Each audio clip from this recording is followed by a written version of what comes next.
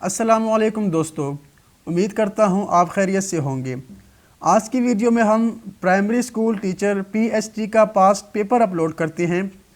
ये paper elementary and secondary education department of KPK ने 2018 में लिया था और इस तरह के papers national testing service NTS के थ्रू लिए जाते हैं। सबसे पहले हम पेपर कंपोजिशन या मार्क्स डिस्ट्रीब्यूशन चेक कर लेते हैं प्राइमरी स्कूल टीचर पीएचडी के पेपर की। पेपर होता है एमसीक्यू बेस्ड टेस्ट 100 मार्क्स का, यानी कि 100 नंबर्स के एमसीक्यूज़ होते हैं। मैथमेटिक्स जो कि प्राइमरी से लेकर सेकेंडरी तक का कोर्स होता है वो 25 नंबर का आता है। General science 25 marks, social studies 15 marks, pedagogy 10 marks, जबकि इंग्लिश 25 मार्क्स की है।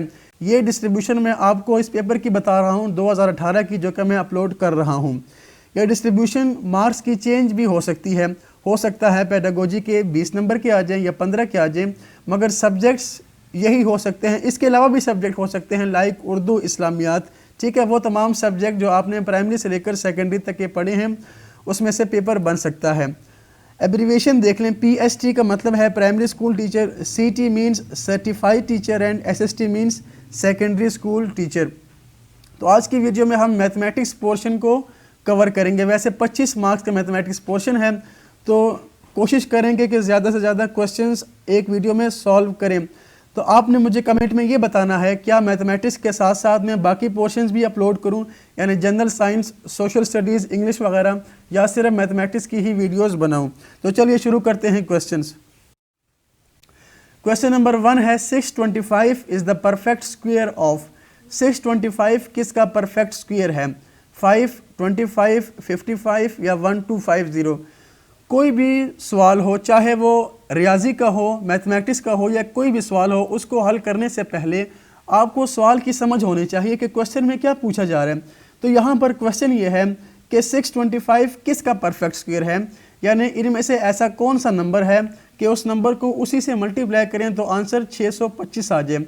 अब देखें 5 को 5 से मल्टीप्लाई करें तो 25 आता है, मगर 25 को 25 से मल्टीप्लाई करने से हमारे पास 625 आ जाता है, यानी 625 परफेक्ट स्क्वायर है 25 का। तो क्वेश्चन नंबर 1 का करेक्ट ऑप्शन ऑप्शन बी है। यहाँ पर आपने हर एक को मल्टीप्लाई करना है और चेक करना है कि 625 किसको मल्टीप्लाई करने से आता है। क्वेश्चन नंबर 2 4356 का स्क्वायर रूट बताना है।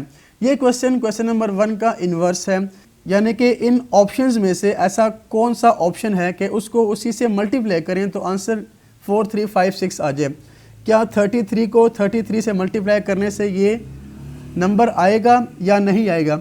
अब इसको चेक करने का आसान तरीका ये है, आप देखें 33 के लास्ट में क्या लिखा है? 3 लिखा है। जब हम 33 को 33 से ज़रब देंगे तो 3 मल्टीप्लाई बाई 3 9 आएगा, मगर यहाँ पर तो लास्ट में 6 लिखा है, इसका मतलब ये ऑप्शन ट्रू नहीं हो सकता। सेकंड ऑप्शन में देखें 4 मल्टीप्लाई बाई 4 16, ये ऑप्शन ट्रू हो सकता है। इसको अभी हम चेक करते हैं, बाद में देखते हैं। इसी तरह आप ज़रा ऑप्शन नंबर सी 66 पे देखें, लास्ट नंबर है 6, तो 6 मल्टीप्लाई बाई 6 इज़ 36, यानी कि लास्ट में 6 आ रहा है और यहाँ पर भी लास्ट में 6 है, तो ये ऑप्शन भी ट्रू हो सकता है। इन दोनों में से कोई एक ऑप्शन होगा। अगर 11 पे देखें तो 1 मल्टीप्लाई बाई 1 इज़ 1, मगर यहाँ पर तो लास्ट में 6 है, यानी कि 11 ऑप्शन नहीं हो सकता और 33 भी नहीं हो सकता। वैसे आपको पता होना चाहिए कि 11 का स्क्वायर 121 होता है। अब देखिए 50 का अगर हम स्क्वायर लें तो 50 का स्क्वायर 5 टाइम्स 25 और 2 0 2500 होता है, मगर ये तो 2500 से काफ़ी बड़ा नंबर है, यानी कि ये 50 के स्क्वायर से बड़ा नंबर लिखा है। इसका मतलब 44, तो इसका आंसर नहीं हो सकता। विदाउट कैलकुलेशन, विदाउट कैलकुलेटर मैं आपको बता रहा हूँ। अगर हम देखें 60 का स्क्वायर तो 6 मल्टीप्लाई बाई 6 इज़ 36, यानी कि 3600, तो ये उससे भी बड़ा नंबर लिखा है, तो ये यकीनन 66 का स्क्वायर ही है। वैसे आप 66 को इसी से मल्टीप्लाई करें तब भी आंसर आ जाएगा। तो यहाँ पर हमने कैलकुलेटर को यूज़ किए बगैर पता लगा लिया कि ये नंबर 66 का स्क्वायर लिखा है। अगर कैलकुलेटर अलाउ है तो ये बहुत आसान काम है, आप डायरेक्ट इसका स्क्वायर रूट ले लें। अगर अलाउ नहीं है तो जिस नंबर पर आपका कंफर्म हो कि ये हो सकता है उसको आप चेक करके भी देख लें। तो यहाँ पर करेक्ट ऑप्शन ऑप्शन सी है। क्वेश्चन नंबर 3 है एक्स स्क्वायर माइनस 25, यानी कि एक्स स्क्वायर माइनस 25 किसके इक्वल हैं? ऑप्शंस आपको गिवन है। अब यहाँ पर एक फार्मूला आप पढ़ते होंगे 7-8 क्लास में a square minus b square, जिसको हम लिख सकते हैं a plus b into a minus b. तो उस फार्मूले के मुताबिक 25 को हम 5 का स्क्वेयर लिख सकते हैं, यानी ये बन जाएगा x square minus 5 square which is equal to x plus 5 into x minus 5। यानी यहाँ पर option number c correct option है। वैसे आप इन तमाम को मल्टीप्लाई करके भी चेक कर सकते हैं कि किस ऑप्शन को मल्टीप्लाई करके आंसर ये आता है। तो यहाँ पर करेक्ट ऑप्शन सी है, x plus 5 times x minus 5। Part number 4 में देखिए, बहुत आसान क्वेश्चन है। सबसे पहले आप ब्रैकेट्स को सॉल्व करें तो 5 + 2 7 बन जाएगा। 7 - 4 + 5 - 3 इज़ 2।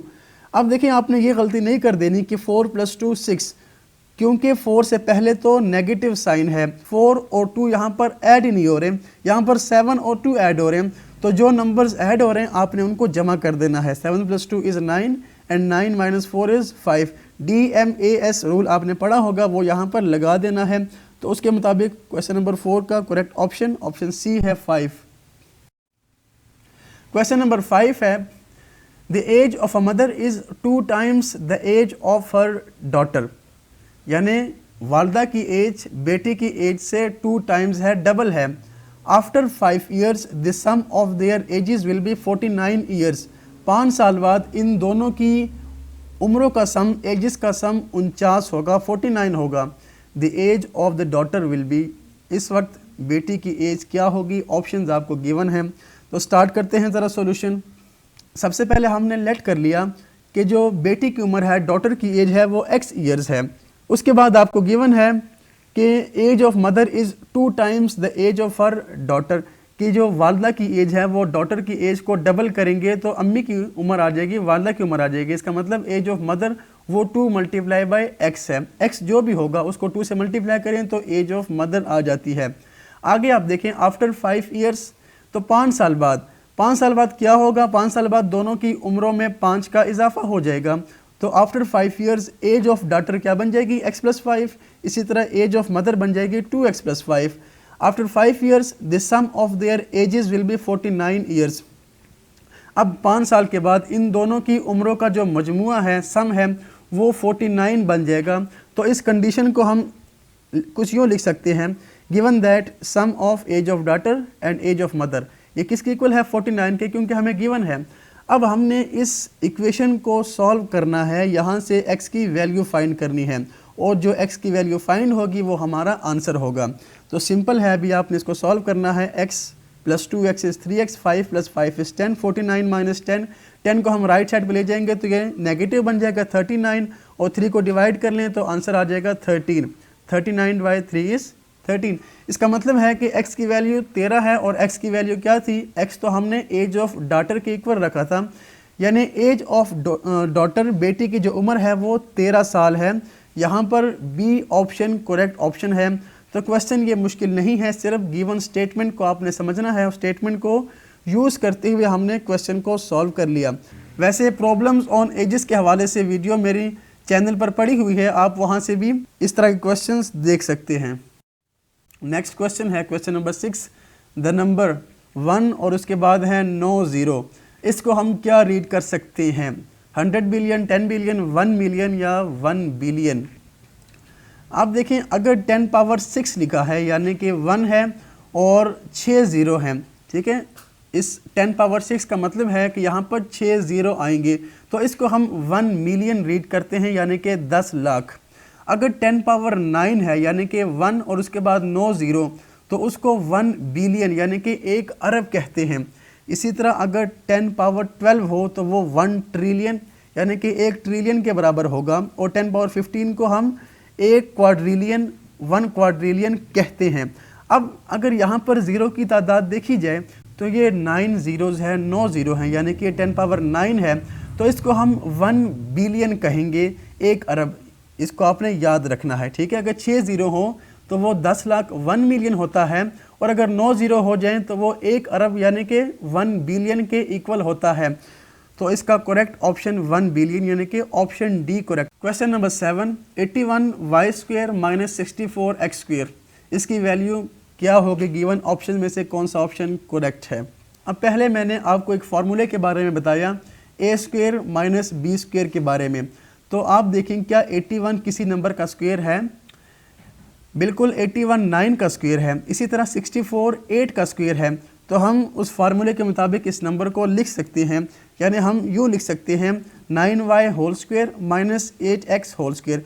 उसके बाद a square minus b square को लिखा जा सकता है a plus b into a minus b. तो यूँ ये बनेगा 9y plus 8x into 9y minus 8x। अब देखें प्लस बी पहले आ सकता है, माइनस बी पहले आ सकता है, क्योंकि मल्टीप्लिकेशन कम्यूटेटिव होती है। 3 मल्टीप्लाई बाई 5 वो भी 15 होता है और 5 मल्टीप्लाई बाई 3 वो भी 15 ही होता है।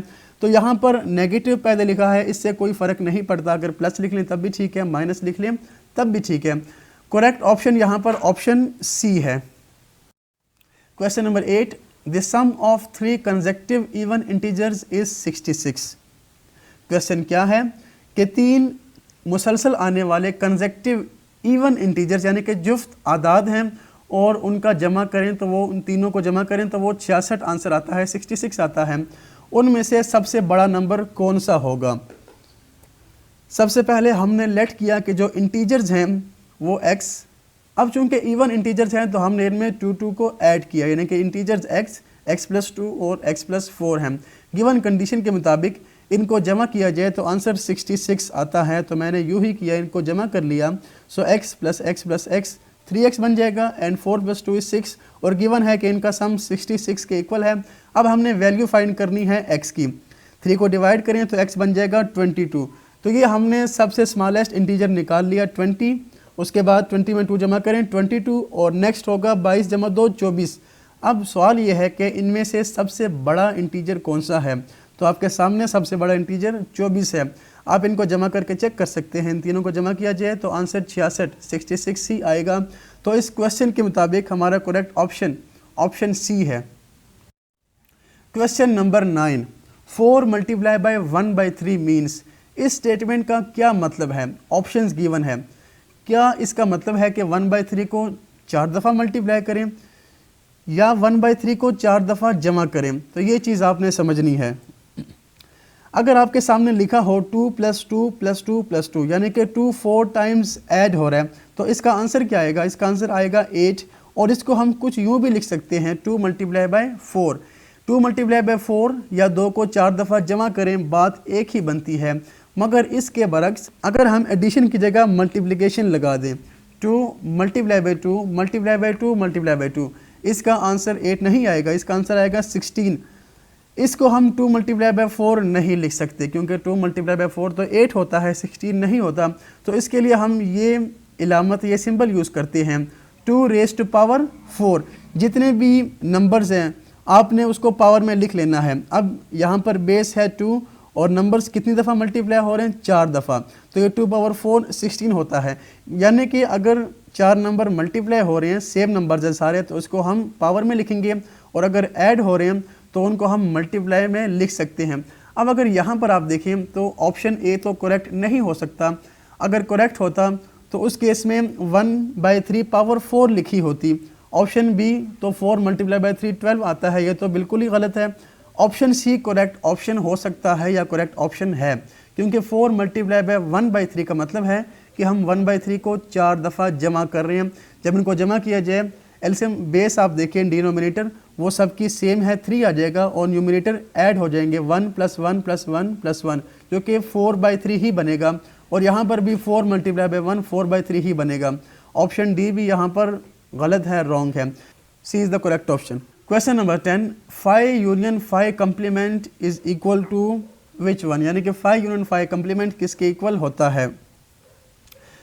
कोई भी सेट है, अगर आपको यूनिवर्सल सेट गिवन है उसका आप कम्प्लीमेंट ले लें तो आंसर 5 के इक्वल होता है, क्योंकि कम्प्लीमेंट का मतलब है u माइनस u, कि u में से u को माइनस कर दें, u में से u के एलिमेंट्स को निकाल दें तो आंसर खाली सेट रह जाएगा। इसी तरह 5 कम्प्लीमेंट, इसका मतलब u माइनस 5 u के इक्वल होता है। तो आप इन दोनों का यूनियन लिखें, 5 इसी तरह आ जाएगा और 5 complement u, 5 union u is u। Option A है यूनिवर्सल सेट u। तो व्यूअर्स, आज की वीडियो में हमने मैथमेटिक्स से रिलेटेड पहले 10 सवालों को हल किया। उम्मीद है क्वेश्चन की समझ आपको आ गई होगी और कमेंट्स में आपने ये बताना है कि क्या मैं मैथमेटिक्स के अलावा बाकी पार्ट्स को भी सॉल्व करूं, बाकी जो सब्जेक्ट्स हैं, इंग्लिश हो गया, इस्लामियात, उर्दू, मुताले पाकिस्तान, जो इस टेस्ट में पूछे जाते हैं, क्या उनकी वीडियोस भी अपलोड करूं या सिर्फ मैथमेटिक्स के हवाले से ही वीडियोस अपलोड करूं? इसका आंसर आपने कमेंट में बताना है। वीडियो देखने का शुक्रिया। अल्लाह हाफिज़।